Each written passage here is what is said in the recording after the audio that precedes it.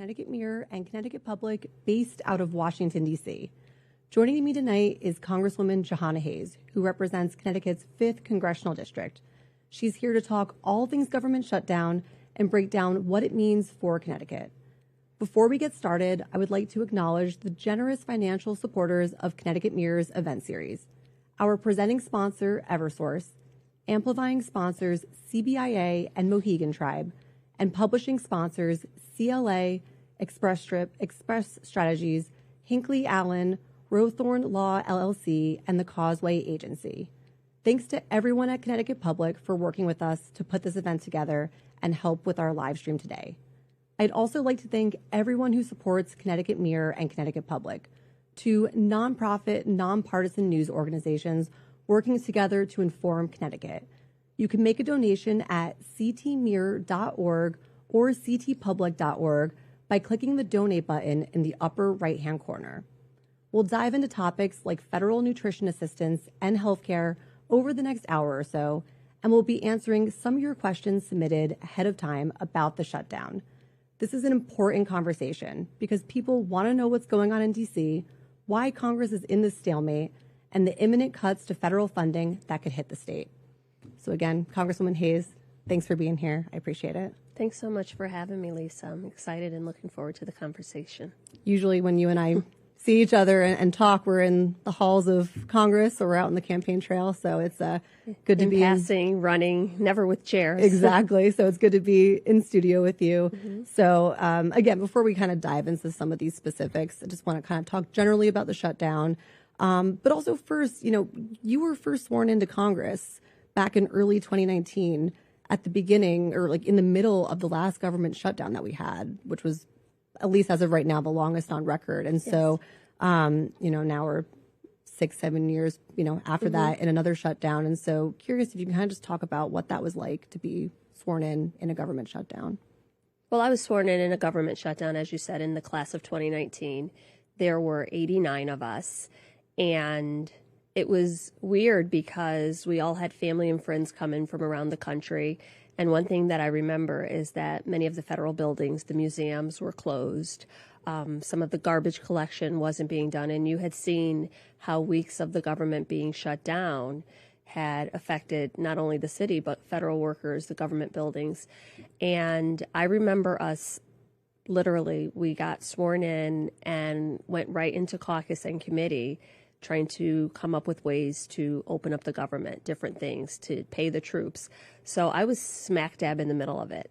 So a lot of that comes back now. And I mean, you mentioned federal nutrition, but I think back to how we dealt with that and how we handled it back in 2019, when much of the conversations that we're having and the things I'm fighting for are the things that were employed during that last government shutdown to make sure that people were not harmed.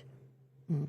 We'll definitely get into all of that. But I want to start with our first question that was submitted by Carrie from New Haven. And it was about the House of Representatives, which has been out of session since late September. Mm-hmm. And so Republican leadership has been canceling votes since then. And Speaker Johnson has said the House won't come back until Democrats pass the funding bill. So she asked, do Democrats have any options or legal recourse to circumvent the Speaker of the House? Well, I don't think people realize in the House of Representatives, the majority is everything. So Speaker Johnson is the one who decides the congressional calendar. He's the one who decides what votes come to the floor. He's the one who decides when we're in session. So we have not had votes since September 19th, over a month ago. Democrats have been back in Washington, D.C. every week since then. Leader Jeffries has called us back. We've had caucus meetings. We've had steering and policy hearings. We've had press conferences. We've heard from workers. We have discussed different strategies that people are employing in their districts at home. But we do not have the authority to call the House back into session and even to negotiate legislation without them. So it really is unfortunate that we haven't been in session because even when we're talking about the government shutdown, the continuing resolution expires on November 21st anyway. So we've already lost almost 4 weeks of negotiations in order to make sure that we have a budget going forward. Mm-hmm. We have another question from Al in Southbury. Why are all 525 legislators in Congress getting paid during the shutdown when other government workers are not? Well, that's actually, so members of Congress are still getting paid. That's actually written in the Constitution. Article 1, Section 6 says that Congress is paid through the Treasury. And the 27th Amendment says that we cannot change our salaries during a congressional term. So if we voted on either up or down an adjustment in salary, it wouldn't take effect until the next Congress. And that was done so that members essentially could not vote for their own pay raise. You'd have to get elected into the next Congress.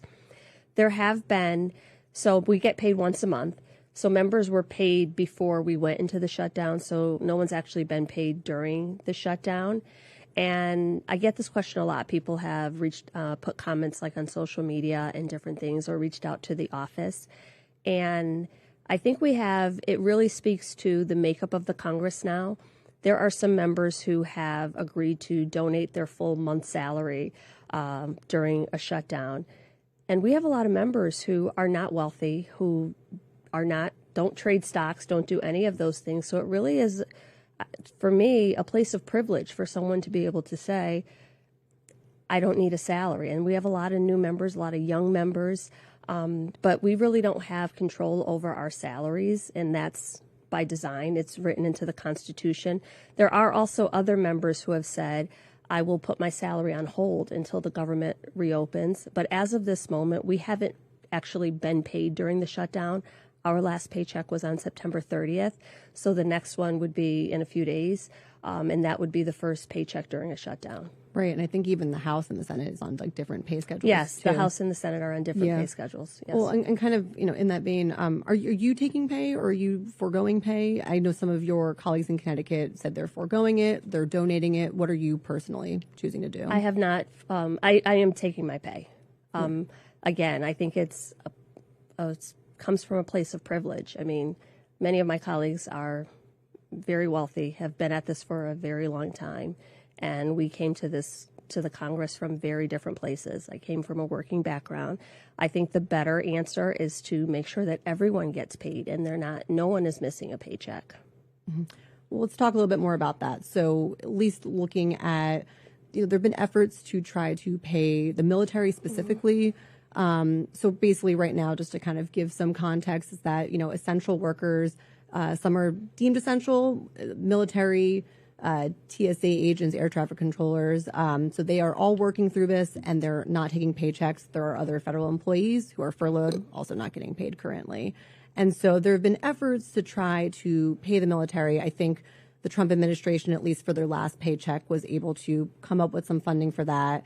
I think Vice President Vance said that they believe there's funds to pay them for their most recent paycheck coming up. So, do you support, should the military be getting paid during this time when there are other essential workers who are working and who are not in that position to be able to get paid? I think everybody should be getting paid. We should be in Washington negotiating this, going in a room and not coming out until it's figured out. One of the challenges, and what we've seen over and over, is that you think you're really making a good effort to pay our troops. Everyone is very sympathetic to that. We need to pay our troops.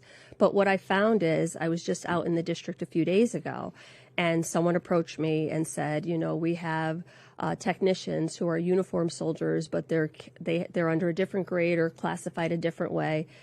You end up missing someone. And even when you talk about our active duty military, there are so many people that support the work that they do, where they couldn't do their jobs without all of the other technicians and people who serve in different capacities but are equally as important. So I really think you run into a problem when you try to pick and choose who it is we pay. I think everybody should get paid. I think that this shutdown should not last as long as it has been. And I think one of the challenges that we're having right now, after the shutdown in 2018, the one you mentioned, 2019, one of the very first pieces of legislation we passed was a law to pay furloughed workers who, at the end of a shutdown, everyone would get paid. And now we see President Trump actually signed it into law. And now we see him saying, well, some employees will get paid, or exceptional employee, like making exceptions for different people, saying that there's a different understanding or interpretation of what that law means. It was very clear when we voted on it, when he signed it, that it was to pay furloughed workers when they return. So I think it adds an additional layer of fear to people when it's not even clear, or they're not being told how or when they're going to be paid when the government does reopen. Mm-hmm. I've heard that argument of just kind of the picking or choosing of who gets paid. There was a bill in the Senate. It did not advance to pay. And I get it. I get it, because obviously our troops are very important. They definitely need to be paid. But we have so many public servants, people that support the work of public servants, people who are living paycheck to paycheck, who have the same level of fear. And I think when you start putting one group against the other, it causes a tremendous amount of stress for people. And our goal should be to reopen the government and get everybody paid. Well, and to that point, again, that Senate bill that did not advance, and, it's not making its way over to the House. I mean, you guys are not in session even to take votes currently, but it would give pay to people during a shutdown, all essential workers, so not just military, but to the others. Is that something that you would potentially be supportive of if it came your way? I'm not aware of that bill that would give pay to all essential workers, but I would absolutely support it, because, I mean, right now, even with the government shutdown, you have congressional staff is still showing up. My office in both D.C. and Connecticut are open. My staff is taking calls. People are nervous and afraid and have so many questions. And the challenge now is that even though the agencies aren't technically closed, if we call Social Security or the IRS, everything is moving slower because many of the people that they need to support the work have been furloughed. So there really needs to be just a consistent plan for if there's a lapse in funding, or, leading up to it. We know that September 30th is the funding deadline every year. The continuing resolution that is at play right now was last passed in March. So from March to September, there was time to, work out the details. You talked about us not taken a vote in the House since September 19th, but from, I think it was mid-July till now, we've only had 20 in-session days. We were called back on July 3rd to vote for the One Big Beautiful Bill, and then many days off of our congressional calendar, we were out of session, where we should have been working on this. We don't decide. Mike Johnson decides when we're in session. But there were many days where session days were canceled, even leading up to a federal government shutdown. I definitely want to pivot next to SNAP benefits before we do, especially because November 1st, which is Saturday, it's a major date because that's when some benefits will temporarily be halted. Some federal grants, even beyond SNAP, may not go through, whether that be to Head Start and to LIHEAP as well. But just quickly, looking ahead to the rest of the year, I know we don't have a crystal ball. We don't know how long this is going to last. But what else could we possibly see affected if this goes on through the end of the year? So if this is now we're in a 2 to 3 month shutdown and we're looking at, kind of getting into 2026, like what else could be impacted in a federal shutdown? Well, I think the big one is Affordable Care Act subsidies expiring. People have already started to get their premium notices, and I am shocked by the numbers. We've done several events with Access Health CT and seen the spreadsheets for real customers, what they would pay. And people's premiums are, in some cases, doubling, tripling, quadrupling. There's families going from paying $600 a month to thousands of dollars a month. And that's something that needs to be decided before the end of the year, before January 1st kicks in. Already the marketplace is sending out premium notices and making projections based on information that the subsidies will expire. So that's a big thing. here in Connecticut, LIHEAP and energy assistance programs will be a big thing because we're going into a time of year when it's getting cold and people need that help. We have lots of grants and programs. I have mayors and first selectmen from around my district calling saying, we were approved this grant. Do you think we'll get it? You know, projects that have started, that have shovels in the ground and work has already begun, and they don't realize if they're going to get it. But I think just long term, there's so many things. I mean, SNAP is a big one, you know. But that people who get SNAP benefits, it feeds into so many other programs. I mean, school lunch, it feeds into WIC, like all of those other things. And that's the committee that I sit on. So I am particularly in tune to what that means for the people in the state, how many people will be affected. But it's really difficult to, for our governor, for our state legislature to plan not knowing what funds they're going to get from the federal government. Couple that with the fact that, again, with the One Big Beautiful Bill, a lot of the cost share for programs like SNAP was shifted to the state. So our state is going to have to come up with additional funds anyway. So you have all these competing crises, and it's just impossible to plan not knowing how much money is coming from the federal government. Well, let's definitely talk about SNAP. Move on to that because that's a big one. Again, Connecticut and other states could see a temporary halt coming this Saturday. It's about 360,000 residents in the state who rely on SNAP. It's about 10% of the state's population.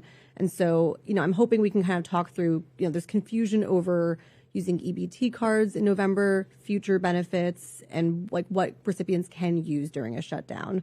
But again, you mentioned you are the ranking member on the House Agriculture Committee's Nutrition Subcommittee, and I know SNAP is very personal to you. And so quickly, just have we seen disruptions like this before to SNAP? Never. In the history of the program, there's never been a lapse in funding. In 2019, during that government shutdown, benefits were preloaded in advance, and then when the month of February came, they were loaded again, and it never got to a point that we even had to dip into the contingency funds because after 35 days, we were able to reopen the government. But there's never been a disruption, and there shouldn't be one now. As recently as September 30th on the USDA website, there was language that pretty much assured people that we have a multi-year contingency fund that we will use in the event of a lapse in government funding. And there is a small group of employees at the Food and Nutrition Services that will not be furloughed because we need people in order to process these benefits. That was there. That language was on the page on September 30th. It was on the page on October 1st.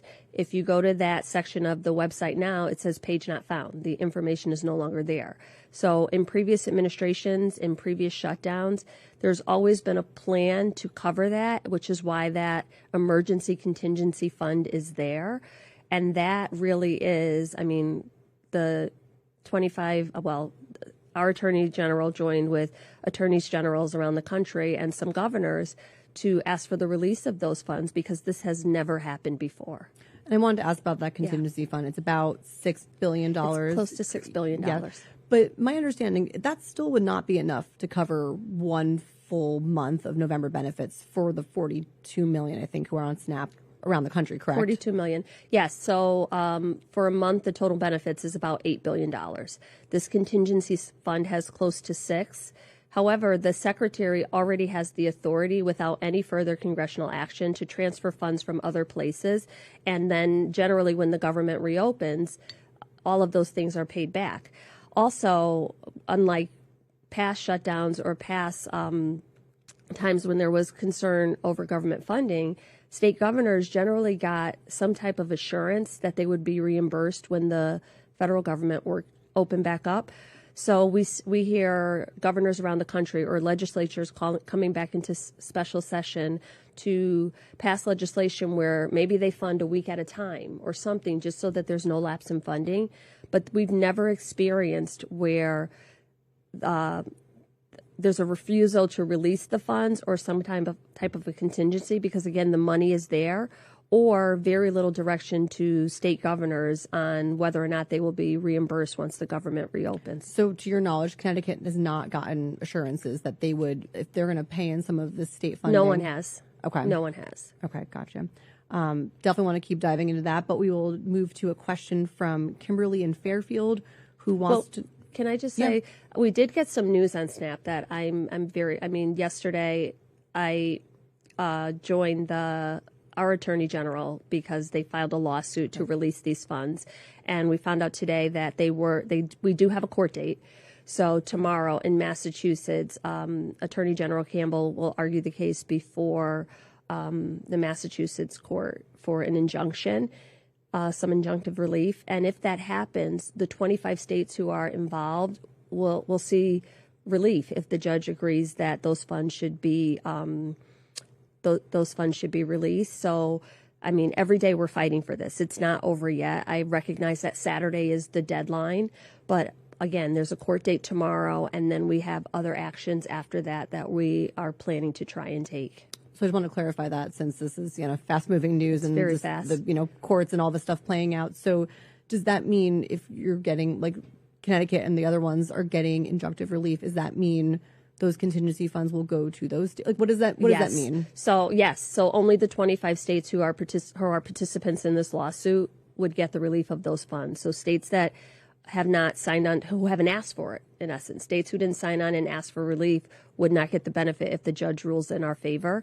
So we are really hoping for a decision from the bench or something that comes down before Saturday.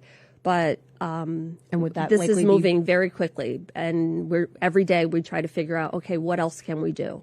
Would that likely be, again, I know we're talking about this without fully knowing what the judgment's going to be, but would that be partial benefits going out in November, or do you know how much would get to be covered on that? I don't know what that would look like, but when we were discussing it today, because there's the $6 billion, there's enough in that contingency fund to fully fund benefits in those 25 states.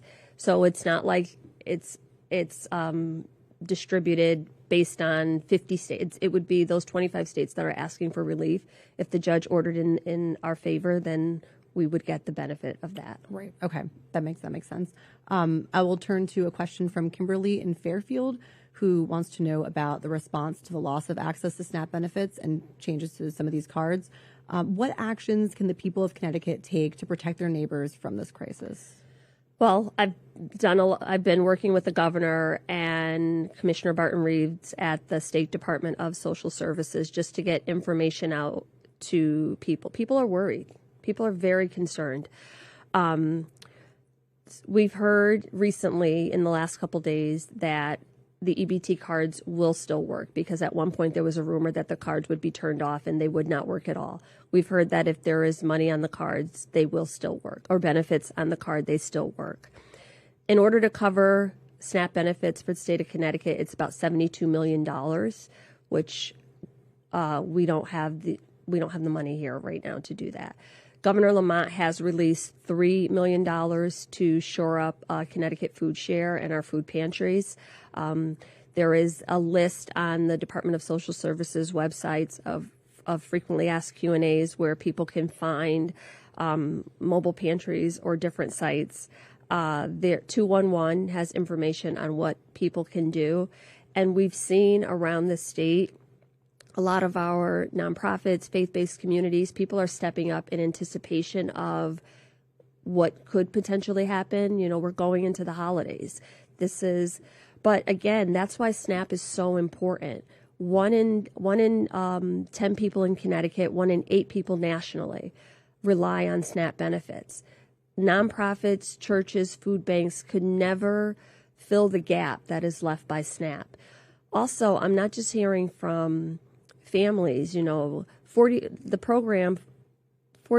of the program participants are children, elderly people, disabled people, veterans. So many people rely on SNAP benefits, and that's what we're talking about. But I'm also hearing from small businesses, grocers, farmers markets who rely on that income. I had a woman say to me, I will lose my job. It's part of the economy. For every dollar that's spent in SNAP, it generates between $1.50 and $2 into the local economy. So this is a huge void. And it'd be different if, outside of the fact that the money is there, the fact that this is a stalemate is happening against the backdrop of, spending $200 million to buy 2 jets for Kristi Noem, building a ballroom in the White House, sending $20 billion to Argentina.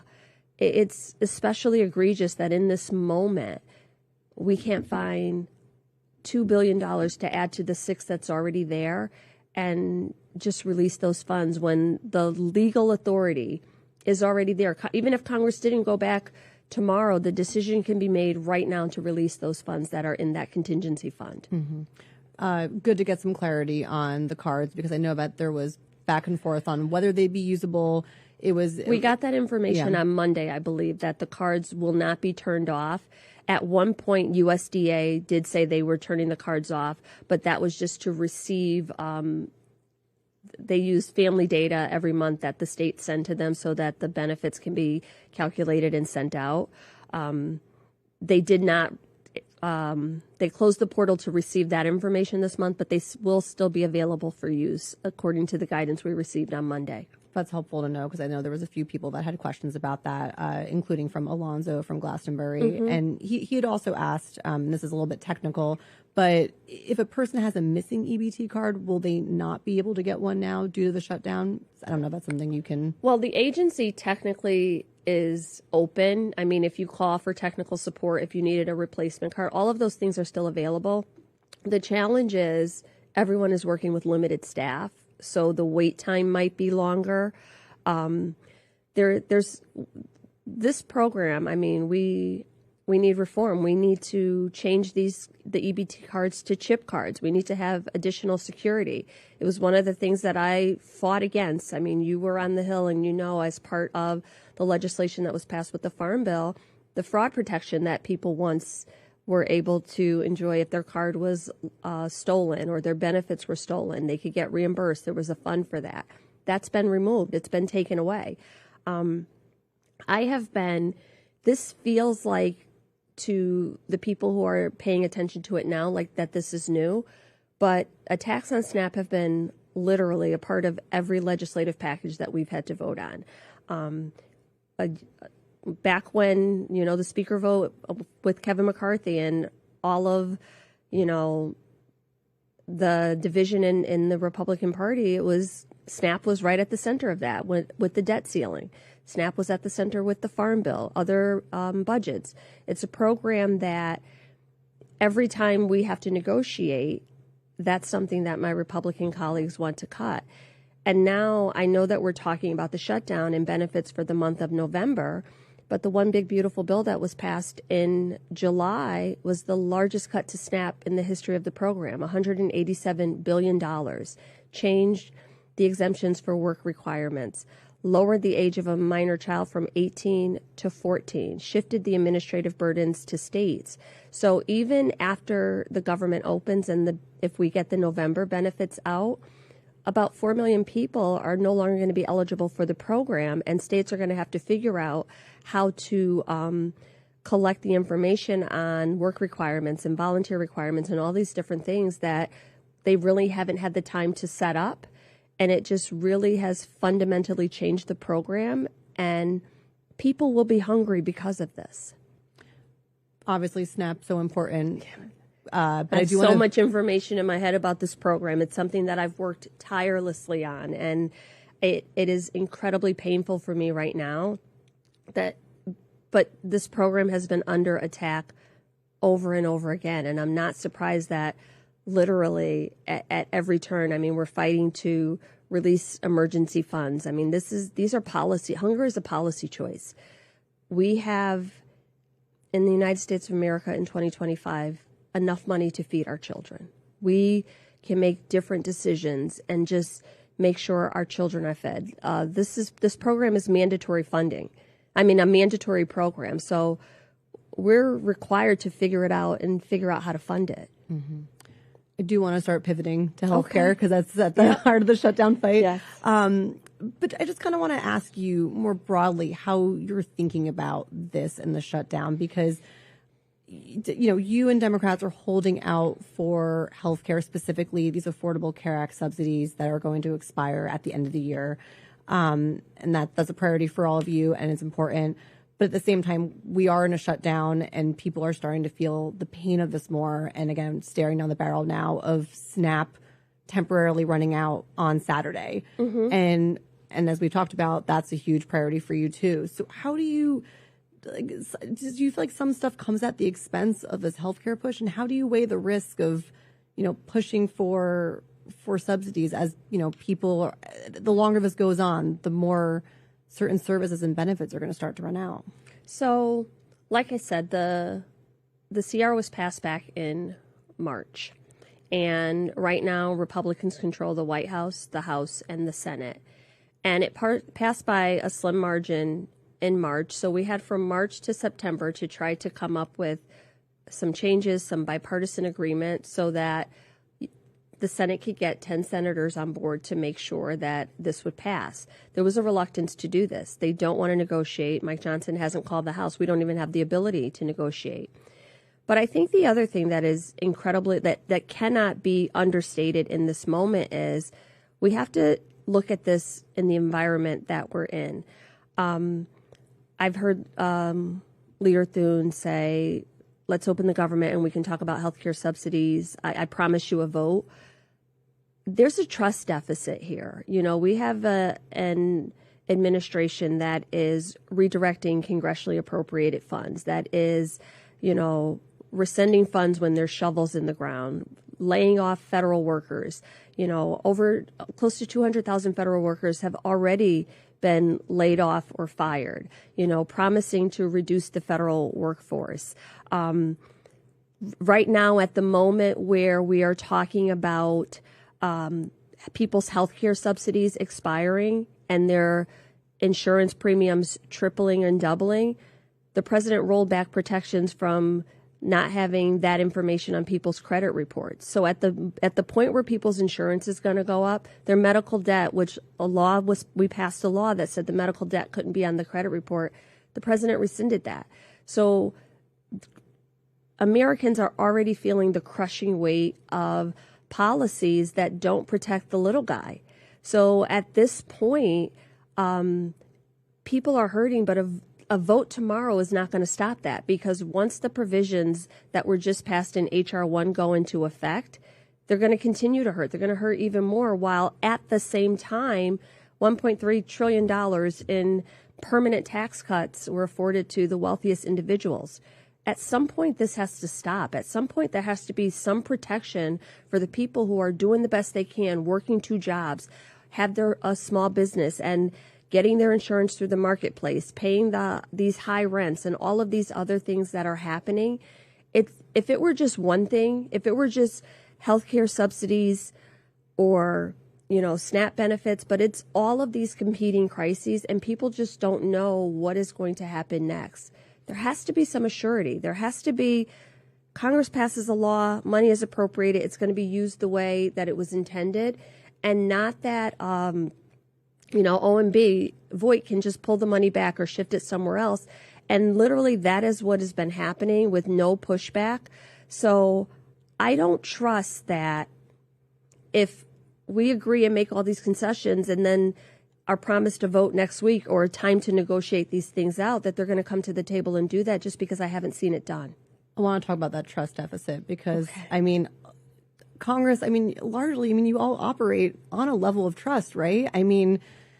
You have to. In theory, you're all, you're in negotiations. It's a level of just having to trust that, before you agree to, make concessions or make compromises, that you're going to have a certain vote or you're going to have this level of funding. So, at some point, But you just said it. You have to agree to make some concessions or some compromise. The fact that the party that is in control at this point in the Senate have put the same vote on the floor 13 times. Yes, the vote has been voted down 13 times, But there's another side to this.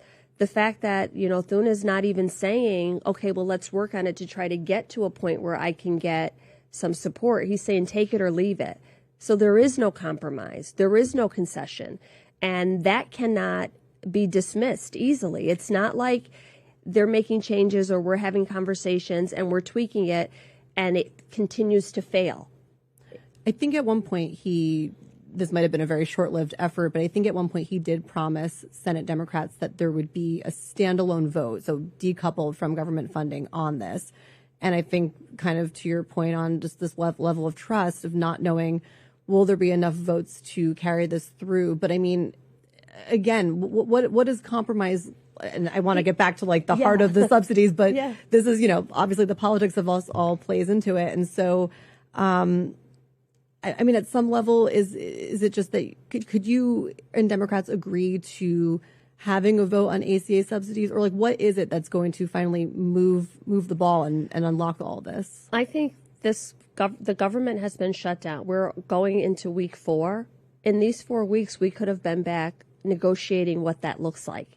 We could have done a 4 corners negotiation with the appropriations chairs, the ranking members in the House and Senate on appropriations sitting down, as we've done in previous shutdowns, to say, let's do this right now. Because the thing that people don't realize, the continuing resolution that we're voting on expires on November 21st anyway. So we'll be back in this position on the days before Thanksgiving. So we've already lost almost 4 weeks negotiating something where we're going to have to be right back at the table on November 21st. It's not like if we take the vote, it takes us through next year's budget. The continuing resolution is only to fund the government through November 21st. So if we vote for it tomorrow, in 3 weeks, we'll be right back in this position. And if they think that we can solve this problem and do these negotiations in 3 weeks, we just lost 4 weeks. We could have done this. Mm-hmm. And obviously, you're maybe speaking for yourself and not all of how Democratic leadership is taking this all into account. But would you be okay with, again, decoupling this effort of voting on just, as they call it, like a clean continuing resolution, the short-term funding bill, and then with the promise of eventually having a vote on ACA subsidies? I mean, what is it an all or nothing? It's not all or nothing for me, and it's not new, because I didn't vote for the continuing resolution back in March because I knew how bad it was. I knew that it took money away from veterans programs. I knew what it did to SNAP. I knew many of the programs that I care about, the education funding, there were already so many steep cuts in this budget that I couldn't support it back then. So in essence, what they're saying is continue to support, or we need you to support a budget that you didn't support in the first place. My hope back in March was that we would get through the 12 appropriations bills and really have an opportunity to go in the room and at least, live to fight another day. And that didn't happen.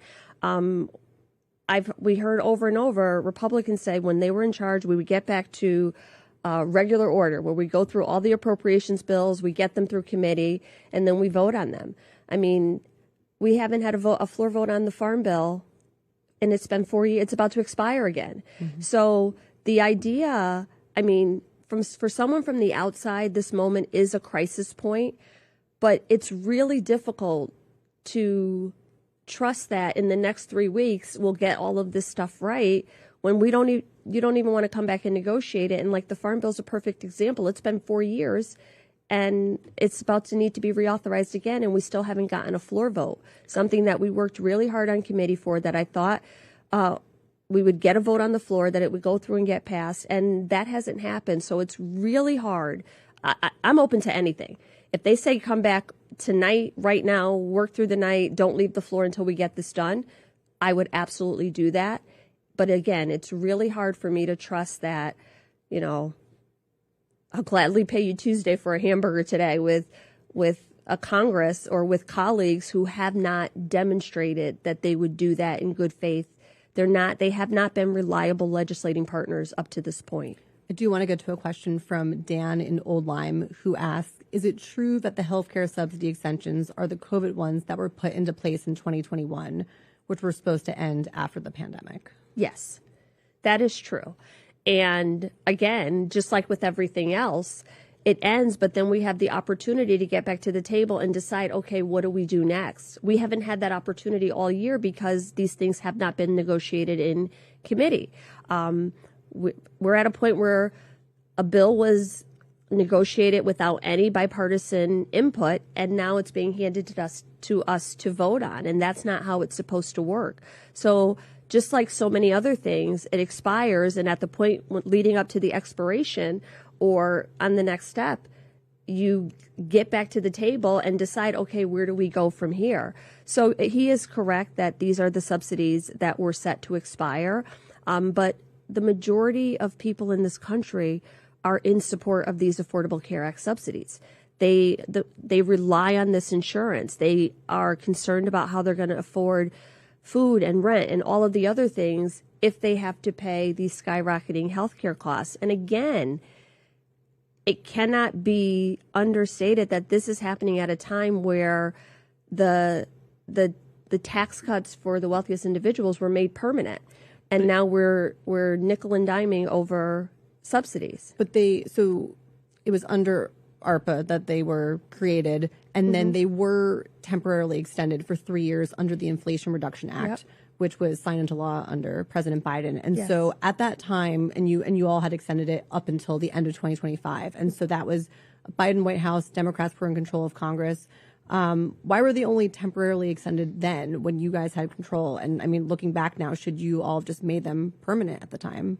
I think that, so me personally, and again, I'm not speaking for the entire caucus, yes, they should have been made permanent. However, we need to do something about the cost of healthcare in this country. The answer can't just be to keep giving subsidies and tax credits while the price is still going up. We need to literally increase the number of prescription drugs that are being negotiated, lower the cost of healthcare.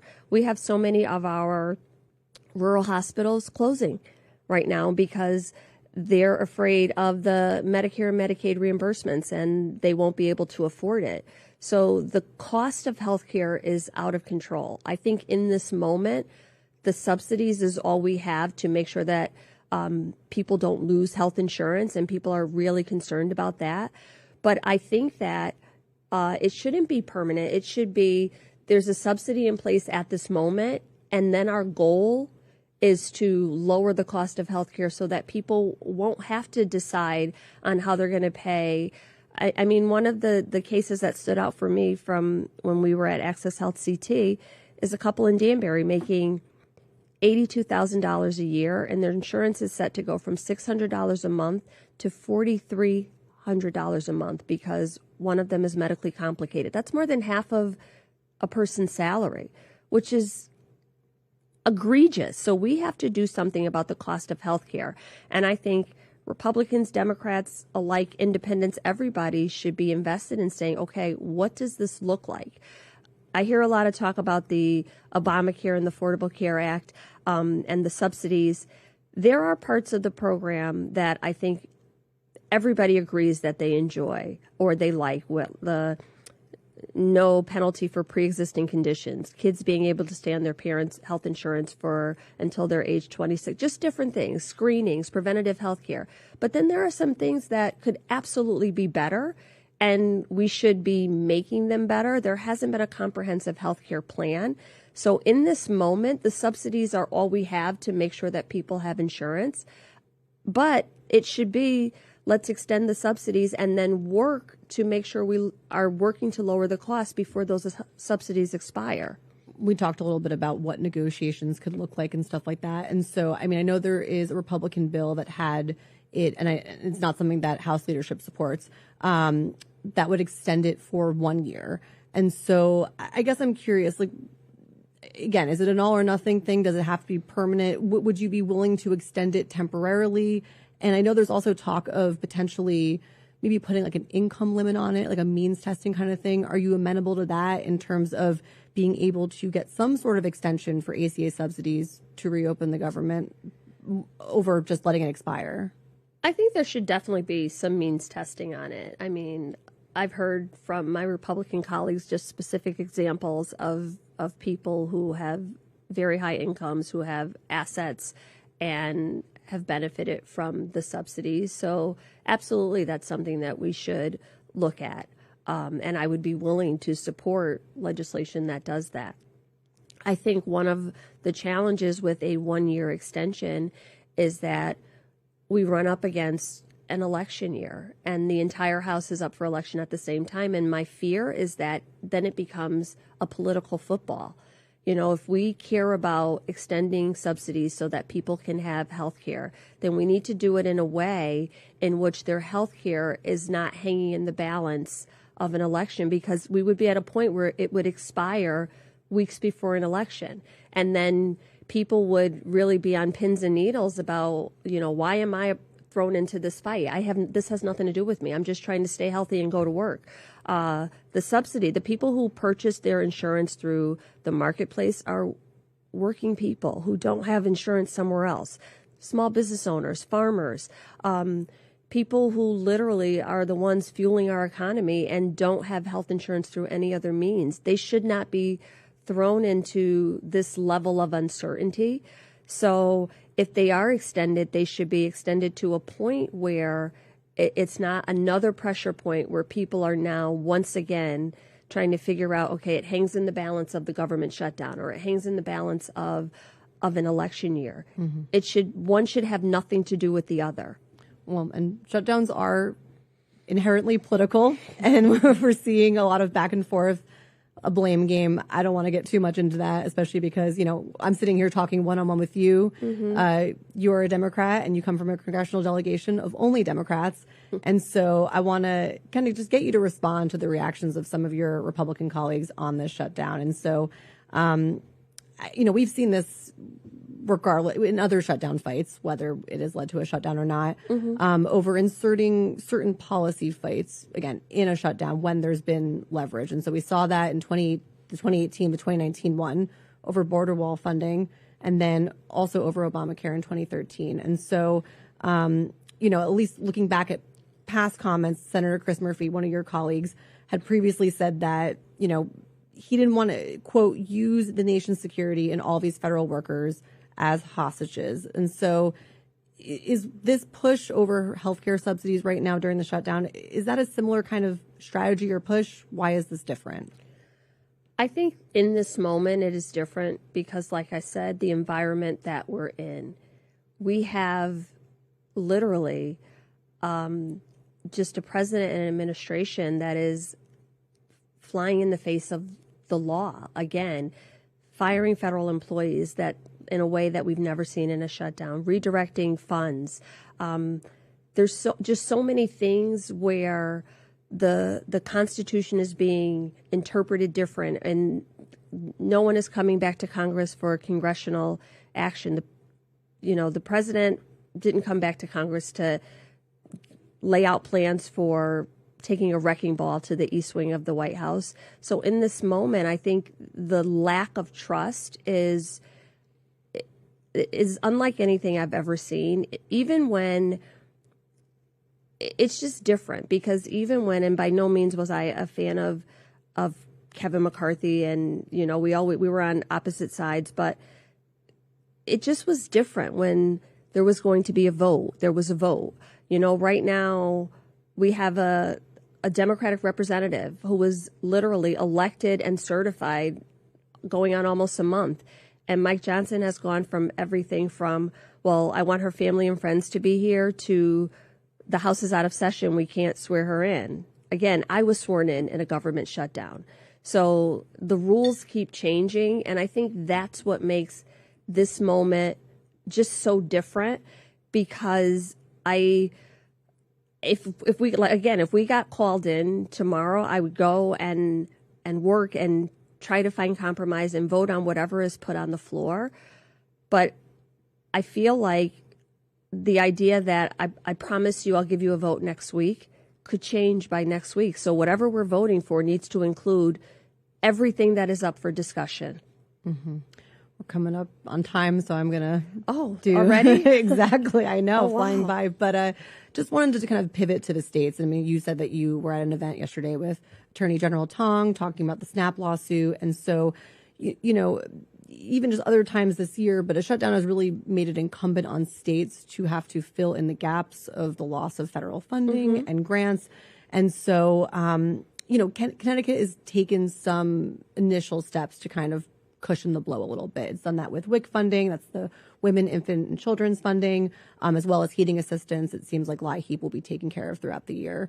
But again, SNAP being this kind of big question mark looming over the weekend. And so, and you'd mentioned there's that $3 million in emergency funding for food banks. But again, it would only scratch the surface of the big hole left by SNAP. And so basically, like maybe more so with SNAP, but should the state be doing more to try to, cover and fill in the gap of what's happening, especially when it comes to SNAP? And again, you and I talked about, we don't know if Connecticut's going to get reimbursed for this later, but Connecticut's running on a surplus. So should it be using state funding to cover SNAP? Well, I think the challenge is if it were just SNAP, this would be a really easy conversation. But if those subsidies run out, the state will have a health care gap, LIHEAP funding, housing. We have a housing crisis. Many people are losing their housing vouchers.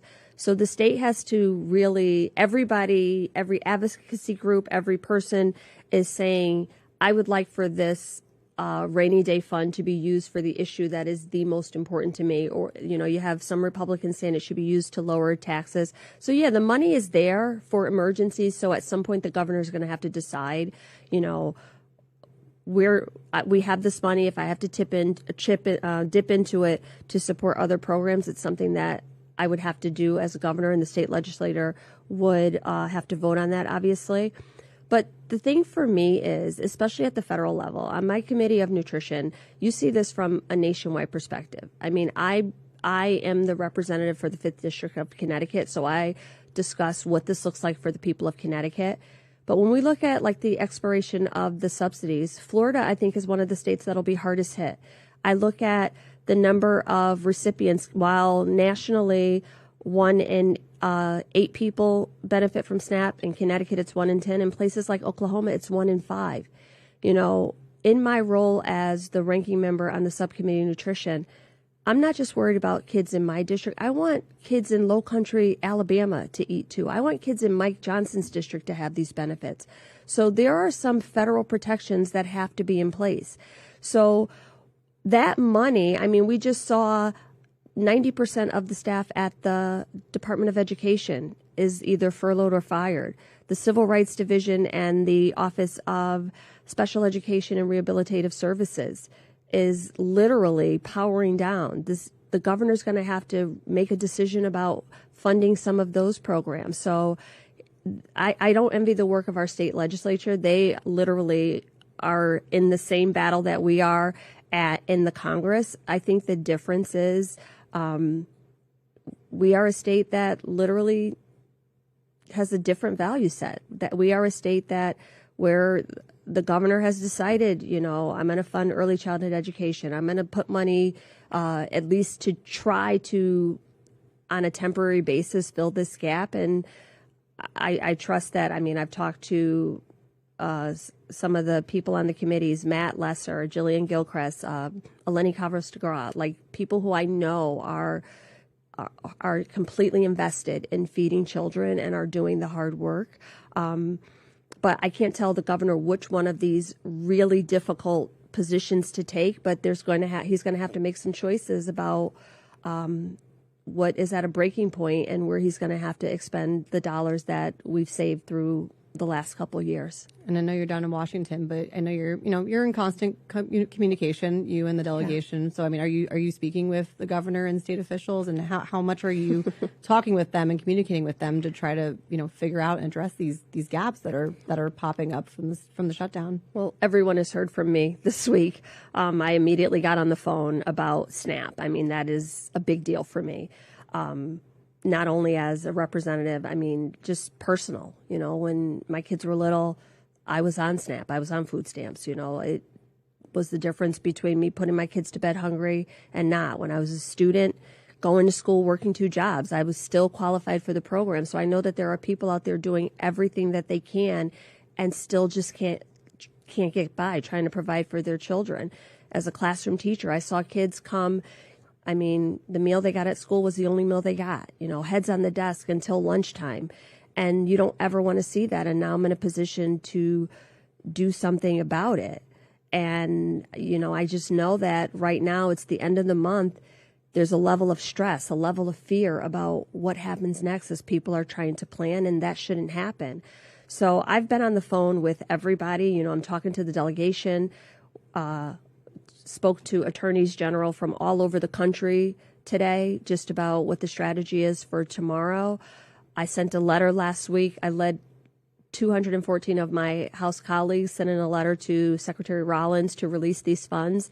I am up all night thinking of different ways and different strategies to figure out what happens next. And this is just a really difficult time. Thank you, Congresswoman Hayes, for taking the time today. Really appreciate it. Thank you for talking to me. This was great. Appreciate it. Thank you to everyone at Connecticut Public for working with us to put this event together and helping with our live stream today. This interview will be available to watch on both Connecticut Mirror and Connecticut Public's YouTube channels. I'd like to again thank the generous financial supporters of Connecticut Mirror's event series, our presenting sponsor, Eversource, amplifying sponsors, CBIA and Mohegan Tribe, and publishing sponsors, CLA, Express Strategies, Hinckley Allen, Rowthorne Law LLC, and the Causeway Agency. Thank you again to Congresswoman Jahana Hayes for sharing your evening with us, and to her team as well. Finally, thanks to the entire staff at Connecticut Mirror and Connecticut Public. And please keep reading